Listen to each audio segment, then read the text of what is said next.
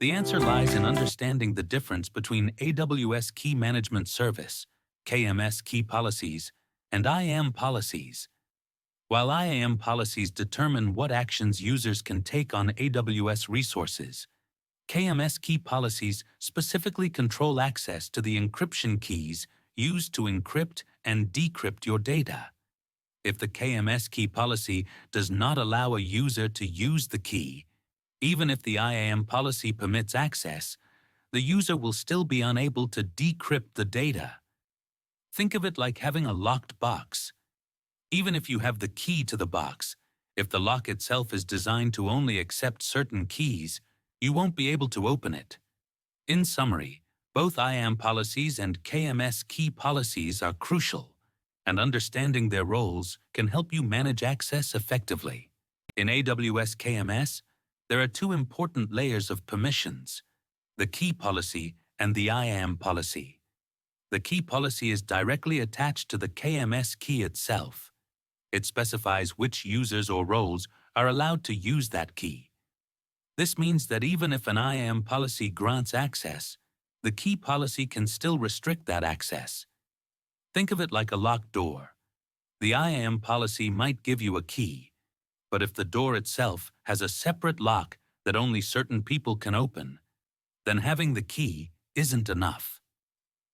To recap, always remember that in AWS KMS, both the key policy and IAM policy work together to determine access. Understanding this distinction is crucial for managing permissions effectively.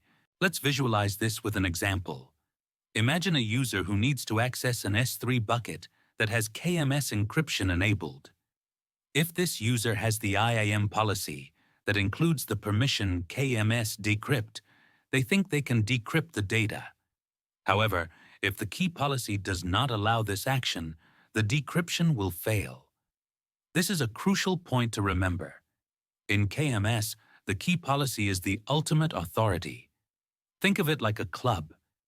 Even if you have a membership card that says you can enter, if the bouncer at the door doesn't allow you in, you can't get in. So, always remember that the key policy takes precedence over IAM policies when it comes to KMS actions. IAM policies provide an additional layer of control, but it's important to remember that if a key policy denies access, then access will be blocked regardless of the IAM policy settings. In our lab, we will create a KMS key and set a key policy that specifically allows a certain IAM role to access it. After that, we will attach permissions to the IAM role that enable it to access S3 and also include the KMS decrypt permission. Think of it like having a locked box. The IAM policy is like having a key to the box, but if the box itself is locked with a different key, you still can't get in. By the end of this exercise, we expect that the role will successfully read data from the S3 bucket and decrypt it using the KMS key.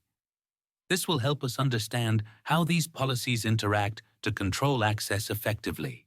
To validate access issues, you can check CloudTrail. It will provide a clear reason for any access denied messages, which will be reflected in the key policy. One common mistake that candidates make is relying solely on IAM policies while ignoring the key policies. This can lead to unexpected access failures. Another mistake is incorrectly specifying principles in the key policy or leaving actions incomplete.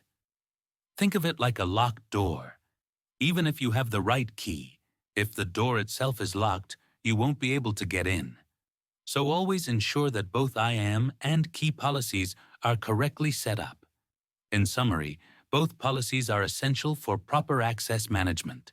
When you're working with AWS Key Management Service, it's crucial to configure both the key policy and the IAM policy correctly.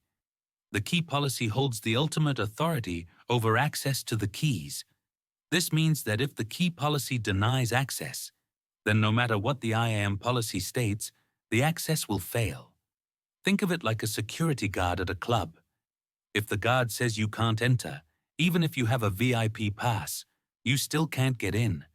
So remember, when you're preparing for exams or working on real projects, Always ensure that both policies are set up properly and test to confirm that users can perform the expected actions.